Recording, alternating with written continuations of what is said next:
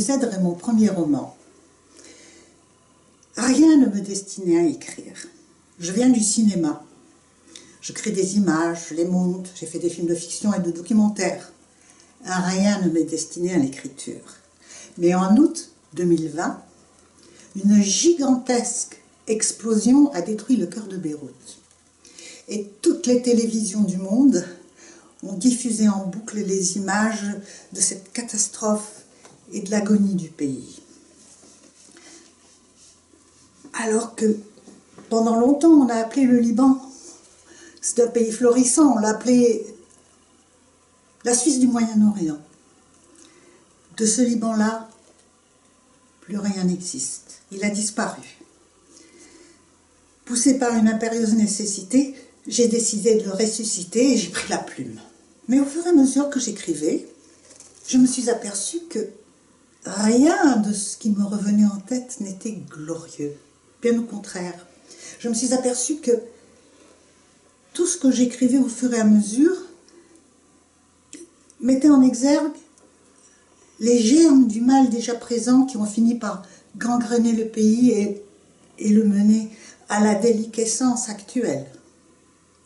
Alors, une fois mon roman terminé, j'ai changé le titre que j'avais dans la tête et je l'ai intitulé, en me saisissant du symbole du Liban qui est le cèdre, je l'ai appelé « L'ombre du cèdre ».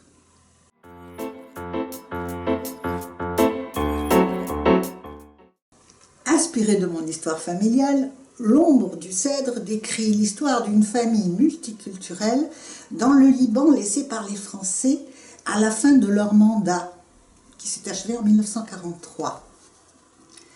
Je m'appelle Milka Assaf. Milka est un prénom slave. Assaf est le nom d'une famille libanaise. Du côté de ma mère, de mère en fille, nous sommes toutes des émigrés, fuyant les guerres dehors et dedans.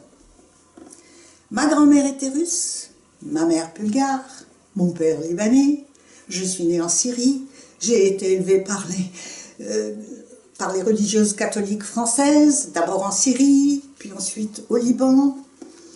Mon père libanais ne parlait pas le bulgare, ma mère bulgare ne parlait pas l'arabe, mais tous deux parlaient le français, qui est devenu ma langue maternelle.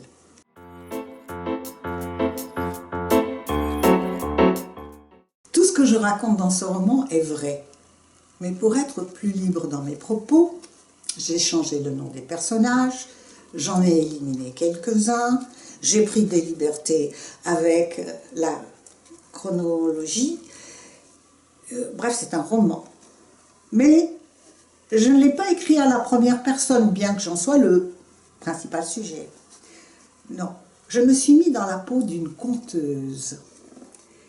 Et cette conteuse décrit les affres d'une petite fille nommée Anya, en suivant son évolution jusqu'à sa majorité.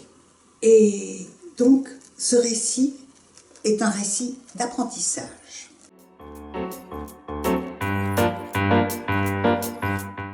Prise en étau entre son père, descendant d'une grande famille libanaise, et sa mère bulgare, ex-danseuse de music hall, au Moyen-Orient, Anya subit les violences conjugales de son père et de sa mère. Impuissante, elle sera entraînée dans une suite d'aventures douloureuses qui lui feront découvrir le mal inhérent au système féodal, patriarcal et confessionnel du Liban. Mais dotée d'un fort instinct de survie et surtout poussée par la force de ses rêves, elle cherchera constamment la faille qui lui permettrait d'échapper à sa condition et d'accéder à un monde meilleur. Mais y parviendra-t-elle? Telle est la question.